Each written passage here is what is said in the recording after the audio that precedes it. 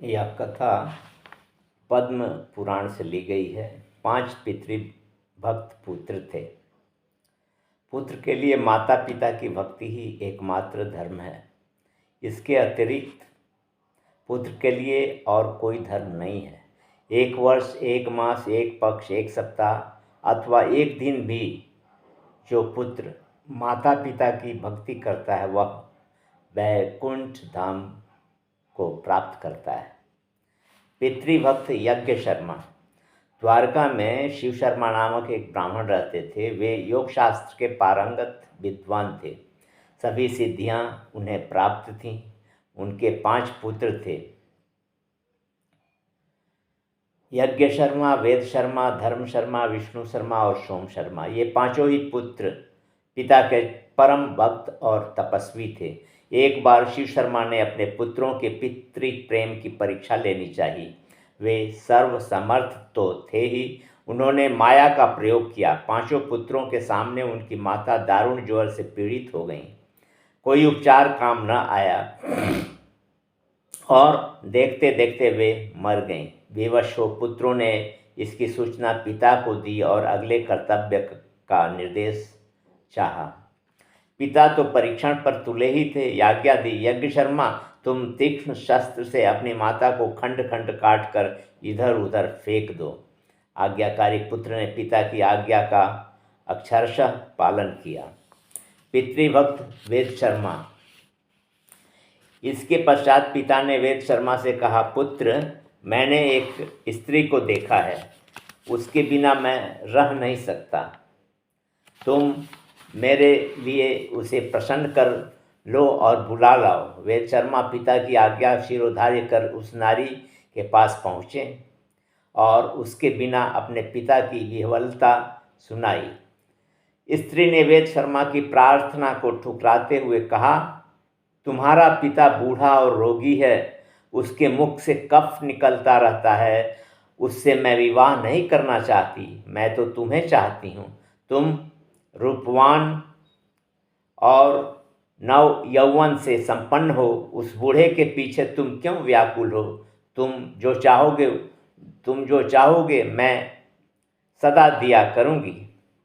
वेद शर्मा ऐसी असंगत बात सुनकर आश्चर्यचकित होकर बोला, देवी, तुम मेरी माता के सदृश हो। अपने पुत्र से ऐसी अधार्मिक बात तुम्हें नहीं कहनी चाहिए। मैंने कोई अपराध भी तो नहीं किया है कि तुम ऐसी असंगत बात सुनाकर मुझे व्यथित कर रही हो। मैं हाथ जोड़कर प्रार्थना करता हूँ, तुम मेरे पिता को वरण कर लो। तुम जो चाहोगी मैं वही दूंगा। स्त्री ने कहा, यदि तुम देना चाहते हो तो तीनों देवों और इंद्र के साथ सभी देवों को यहाँ बुला दो, मैं उनका दर्शन करना चाहती हूँ।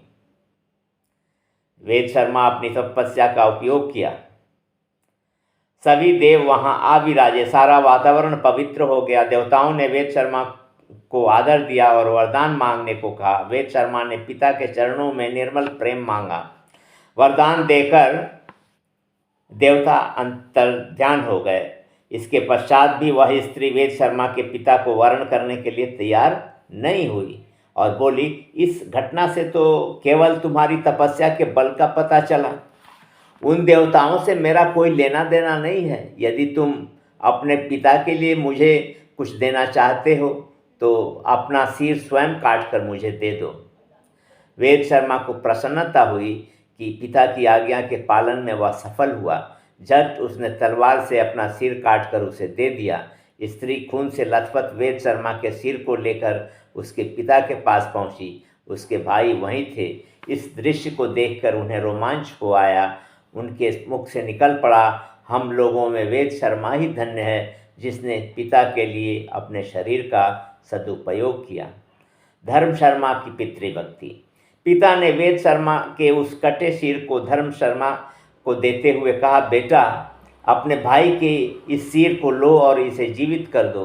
धर्म शर्मा ने धर्मराज का आह्वान किया। धर्मराज प्रकट होकर बोले, वत्स, तुमने मुझे क्यों बुलाया है? तुम्हें क्या चाहिए? धर्म शर्मा ने कहा, यदि मेरी पितृभक्ति सही है तो मेरा यह भाई जीवित हो जाए। धर्मराज ने तुरंत उसके भाई को जीवित कर दिया। फिर धर्म शर्मा को पितृभक्ति का वरदान देकर वे अंतर्ध्यान हो गए। वेद शर्मा ने जब आंखें खोलीं तब वहाँ न तो वह स्त्री थी और न उसके प्रिय पिता। उसने पूछकर सारी बातें बता ली। उसने पूछकर सारी बातें जान ली। फिर दोनों भाई पिता से आ मिले। विष्णु शर्मा की पितृभक्ति। इसके बाद भी उनके पिता चिंतित ही दिखाई पड़े। उन्होंने विष्णु शर्मा को संबोधित किया, बेटा मैं रुग्ण हूँ,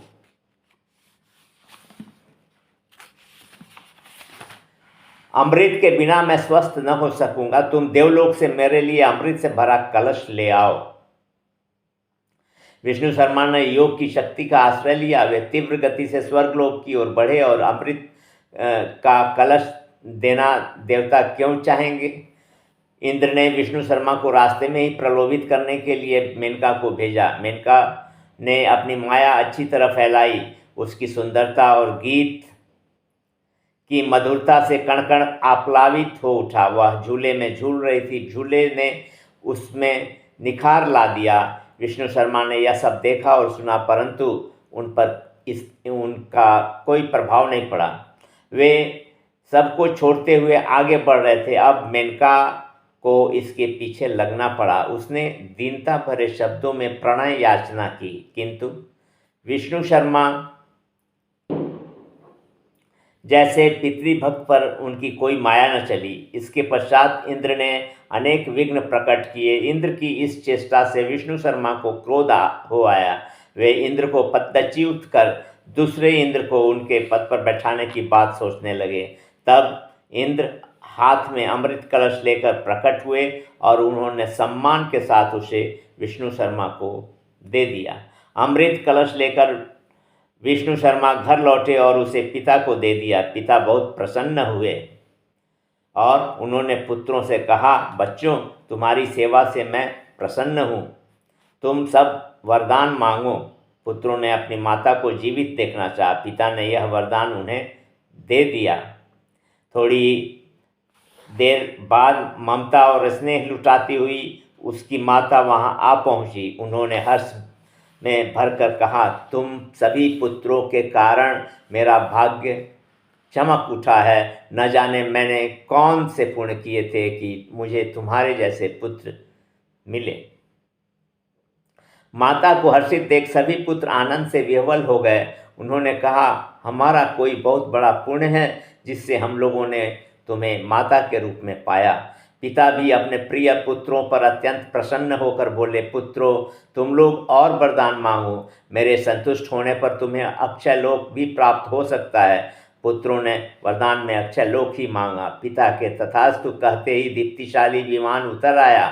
भगवान ने माता पिता सहित सभी पुत्रों को विष्णु लोक चलने के लिए कहा, परंतु विष्णु शर्मा ने कहा, मेरी स्त्री और मेरा छोटा पुत्र अभी उस लोक में नहीं जाना चाहते, पीछे आएंगे। आप 4 पुत्रों को ही वह दिव्य धाम दें। भगवान विष्णु ने उन चारों भाग्यवान पुत्रों को ही साथ चलने के लिए कहा। उन चारों का स्वरूप विष्णु का सा हो गया। वे वैकुंठ धाम पधार गए। पितृभक्त सोम शर्मा। चारों पुत्रों को विष्णु लोक प्रदान कर शिव शर्मा संतुष्ट थे। अब उन्हें अपने छोटे पुत्र सोम शर्मा के सत्व को परखना था। एक दिन उन्होंने सोम शर्मा से कहा, बेटा तुम हम में स्नेह तो रखते ही हो, इस बार एक कठिन कार्य दे रहा हूँ। अमृत से भरा हुआ यह घड़ा हम तुझे सौंप कर तीर्थ यात्रा करने जा रहे हैं। इस घड़े की सावधानी से रक्षा करना। सोम शर्मा को पिता की कोई आज्ञा मिलने पर बहुत हर्ष होता था। इस बार भी उन्हें बहुत हर्ष हुआ। उन्होंने माता पिता को इस ओर से निश्चिंत बनाकर तीर्थ यात्रा के लिए भेज दिया। इसके बाद वे बड़ी तत्परता से अमृत कुंभ की रखवाली करने लगे। 10 वर्ष के पश्चात माता पिता लौटे। उन्होंने माया से अपने शरीर में कोढ़ पैदा कर लिया था। वे मांस के पिंड की तरह त्याज्य दिख रहे थे। यह देखकर सोम शर्मा को बड़ी व्यथा हुई। साथ साथ विस्मय भी हुआ। उन्होंने पूछा, आप दोनों तो विष्णु तुल्य हैं, आपको यह अधम रोग कैसे हो गया? पिता ने कहा, पुत्र, अदृष्ट का भोग तो भोगना ही पड़ता है। किसी जन्म का कोई पाप उदित हुआ होगा। सोम शर्मा को दोनों का कष्ट देखकर बड़ा कष्ट होता। सोम शर्मा को दोनों का कष्ट देखकर बहुत कष्ट हो रहा था। वे जी जान देकर उनकी सेवा में जुट गए। वे उनका मल मूत्र साफ करते, मवाद धोते, मलहम पट्टी करते और समय से खिलाते, समय से सुलाते, सब समय पर सेवाएं लगे रहते। परंतु पिता अग्नि शर्मा कठोर बने रहते। वे सदा सोम शर्मा को फटकारा करते थे, परंतु प्रेमी सोम शर्मा को उसमें पिता का प्यार ही झलकता था।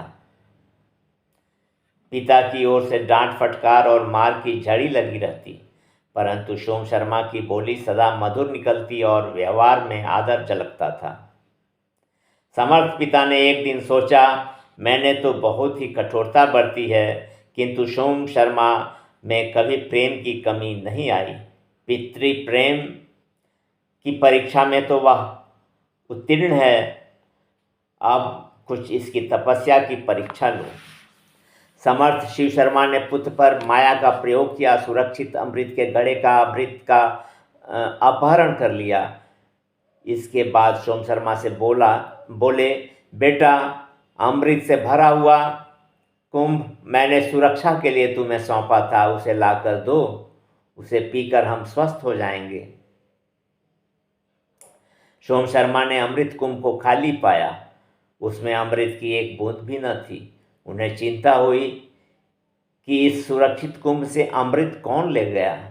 विवश होकर उन्होंने अपनी तपस्या की शरण ली। वे आंखें बंद करके बोले, यदि मैंने निश्चल तपस्या की है और अन्य धर्मों का भी आदर से पालन किया है, तो अमृत का यह घड़ा पहले की तरह भर जाए। जब उन्होंने आंखें खोली तो घड़ा अमृत से लबालब भरा हुआ था। उन्हें संतोष हुआ कि अब इससे पिता माता स्वस्थ हो जाएंगे। उन्होंने वह घड़ा पिताजी के सामने रखकर उनके चरणों में प्रणाम किया। बिना अमृत पिए ही माता पिता भले चंगे हो गए। दोनों के शरीर पहले जैसे दीप्तिमान हो उठे। वे वस्तुतः रोगी तो थे नहीं। इधर सोम शर्मा माता पिता को स्वस्थ देखकर प्रसन्नता से भर गए, उधर पिता इनकी पितृभक्ति और तपस्या देख फूले न समाये। पिता ने सोम शर्मा को बहुत बहुत आशीर्वाद दिया। इतने में उनकी इच्छा से विष्णु लोक से एक विमान उतरा और उस पर सोम शर्मा सहित माता पिता बैठकर परम धाम को चले गए। यही सोम शर्मा अगले जन्म में प्रहलाद हुए।